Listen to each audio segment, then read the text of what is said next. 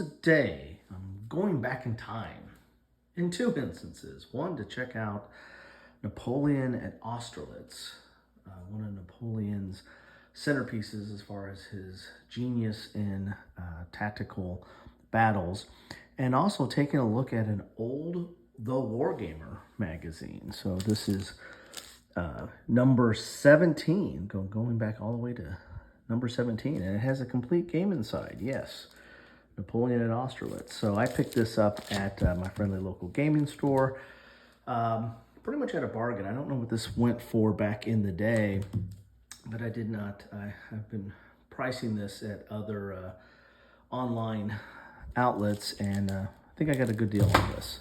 You can see here the back side of the Wargamer, but let's get inside and see what we have on the inside of the Wargamer. And it did not come in this original wrap here. This is the way my gaming store, either it was a trade-in or I don't know where they got it, but someone put that wrap on there. Ooh, so some of the counters are falling out. So let's see what we got in here. As far as counters, we have a addenda. So there's your errata that's already in there. Here are the counters, which some of these are already falling out. And as you can see there, they're double-sided. Try to get these a little bit back in there. And they're kind of thin on, but for magazine games, back when this came out, this is probably par for the course. You can see here you've got, it looks like something of a marker for probably unit strength or cohesion or something along the lines. Here are the counters. You have some of the Russians, then France. Some units down here as well, and as I said, they are double-sided, as you can see. Put those off to the side because they look like they're going to be falling out. Then we get the map. You know, normally I kind of do the page through first, but this time I think I'm going to get the map out of the way. One of the things I'm interested in the Battle of Austerlitz and interested in games that cover it. One of the reasons I kind of stayed a little bit away from this one is the map. It is, I don't know, it's just, the color palette is, kind of jumps out at you. It's, you get this really dark blue, and then you got greens and yellows and browns. I mean, you can tell the different terrain that way, but it, I don't know, the map just, it's not as flowing as or graphically appealing as I would have hoped. But so you probably have the frozen lakes here. You got Pratzen Heights over here, I would imagine. It's kind of hard to see some of the names on here as I'm looking at it. But there you have it. That is the map. And here are the counters. Let's look inside.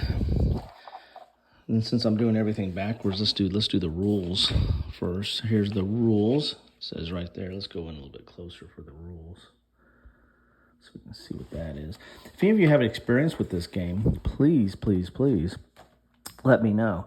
Interesting thing, they have the rules are much like games of that time period or magazine games. The rules are set into the center of the spine, and you have to take out the staples to pull them out. I think they're fully set in the center here. Let's see here. Yeah, so you've got, I'd have to take that staple out. And if you take that out, there's really not much left of the magazine. It's very, very thin. This earlier issue of the War Game, very, very thin on content outside of the rules. But let's take a look at the rules real quick here. Talking about the counters, this is the historical background, which is kind of cool. I like always learning about the historical background for the games. that are in a magazine issue. Normally they have articles separate from the rules. These look like they're part of the game itself. Then we get into the rules, talking about the counters there, initial strength, morale, and then you have these strength markers, and then you have leaders as well. So there's an example of that, and then you have, it's 3 columns, and of course it's going to handle the components, the turn sequence, movement, strength markers, stacking, zone of control, combat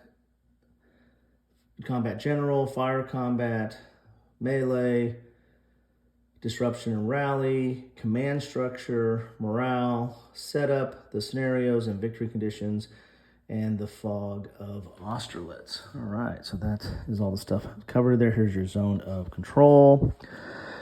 There's no charts on the map, so your charts are gonna be inside the rules, so you might want to make a copy of this to have off to the side. They're definitely in the spine of the rules, or the very middle of the rule booklet.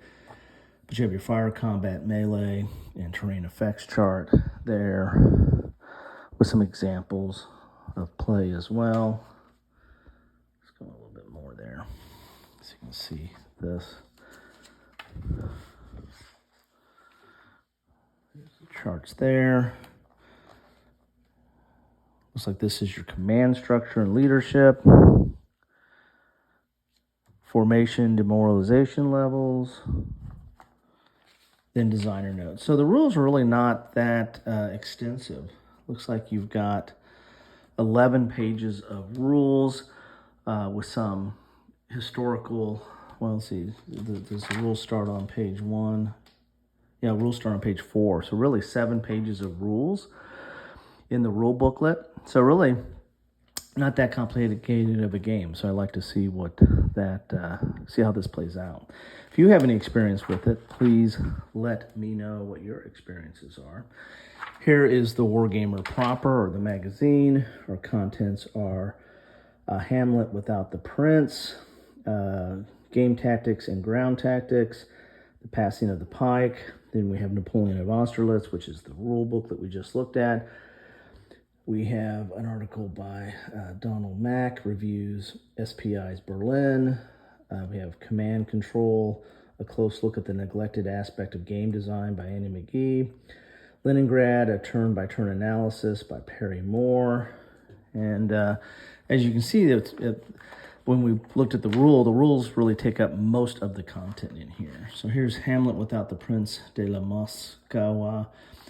We're talking about Napoleon and there. Here's that game tactics and ground tactics. The passing of the pike. And, these are interesting articles. And it'd be interesting, since they're historical in a lot of respects, then they should stand the test of time, right? If they talk about different games that are coming out, that also has some value as well.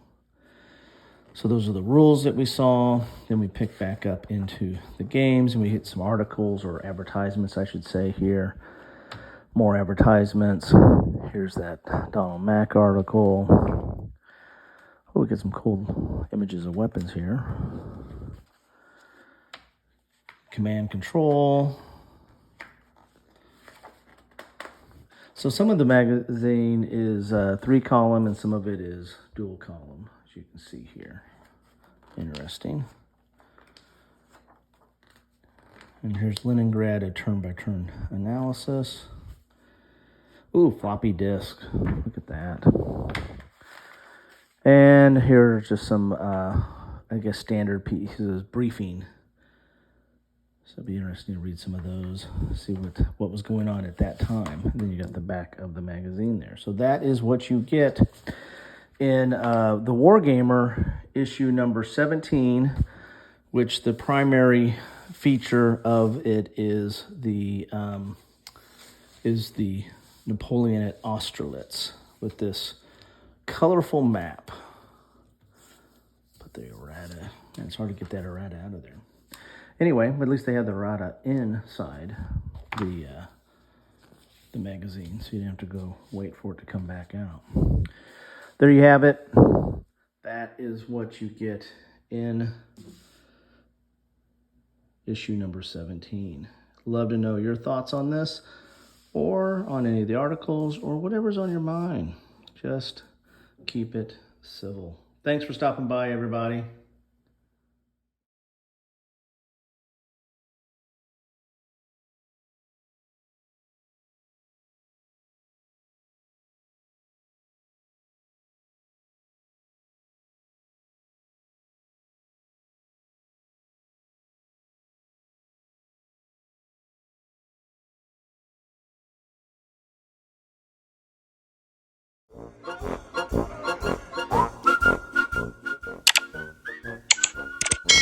Thanks for watching.